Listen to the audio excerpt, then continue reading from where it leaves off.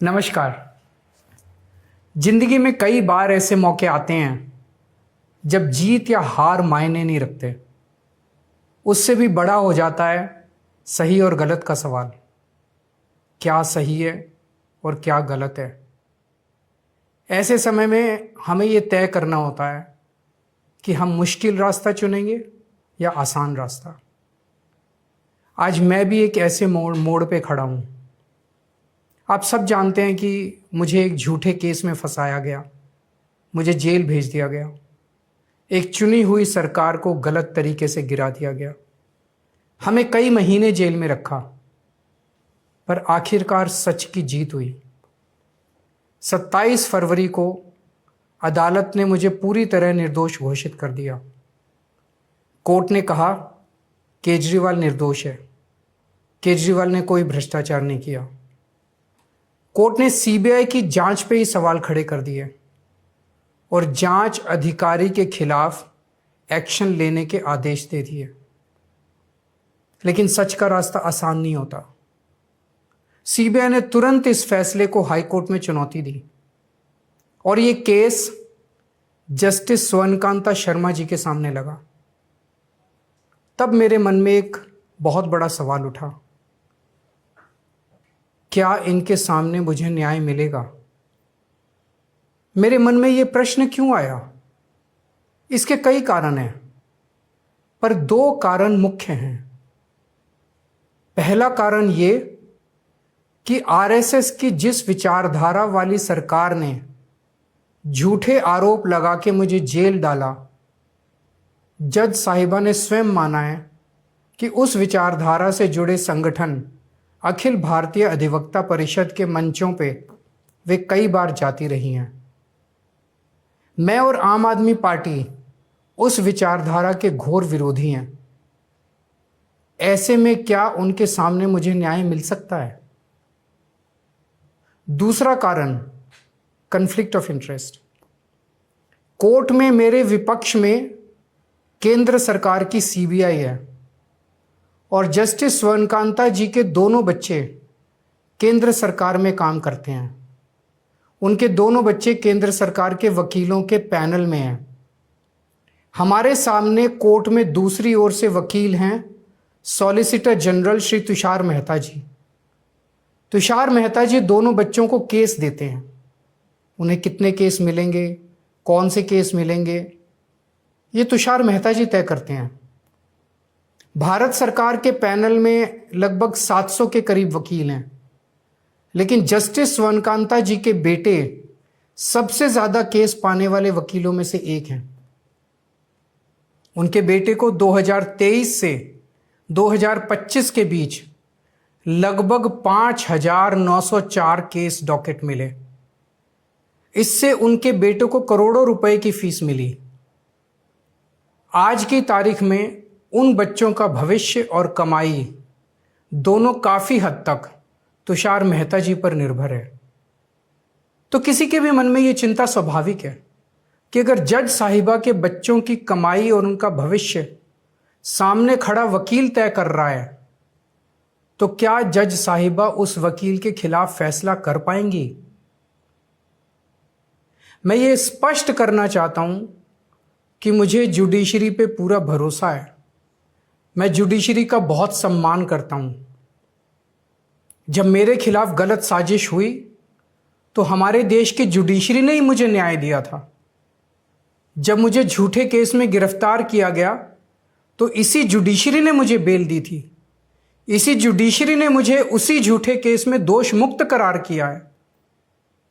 पिछले 75 वर्षों में जब जब देश पे आंच आई, हमारे देश की जुडिशरी ने देश को बचाया और नागरिकों के हितों की रक्षा की है।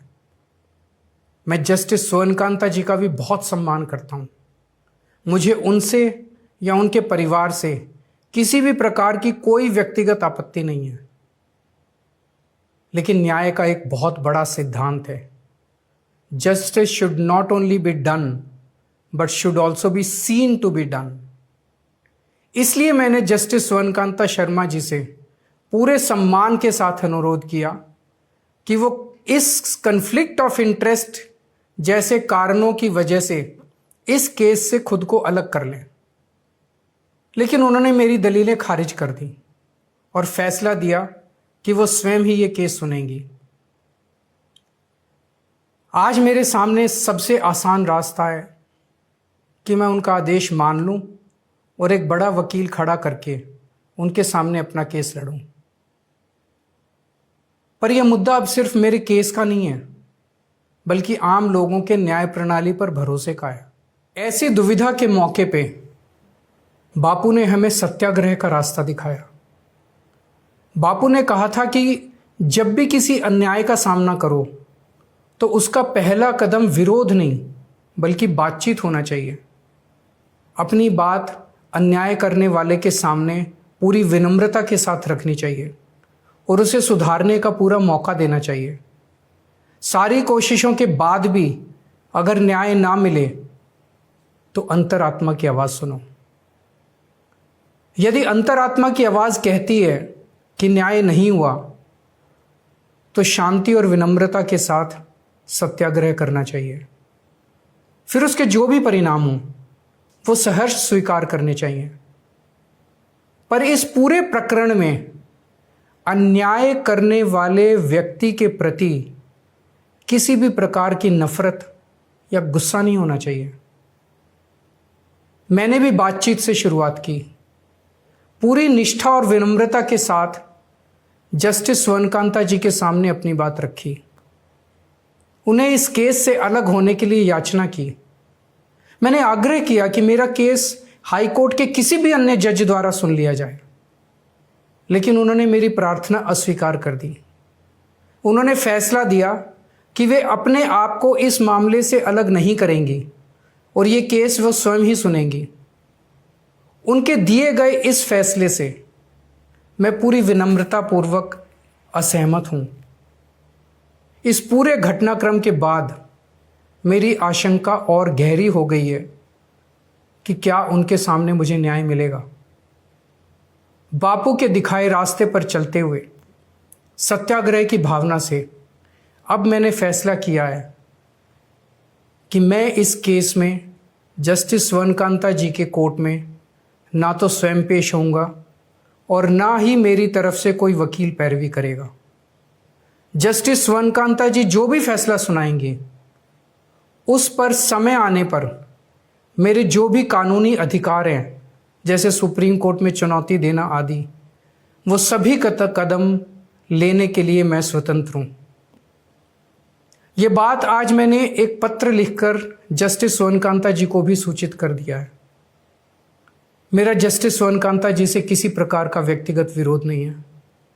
यदि भविष्य में भी कभी उनके सामने मेरा कोई अन्य केस लगता है जिसमें मेरे विरोध में बीजेपी, केंद्र सरकार या तुषार मेहता जी नहीं हैं, तो मैं उनके समक्ष जरूर पेश होऊंगा।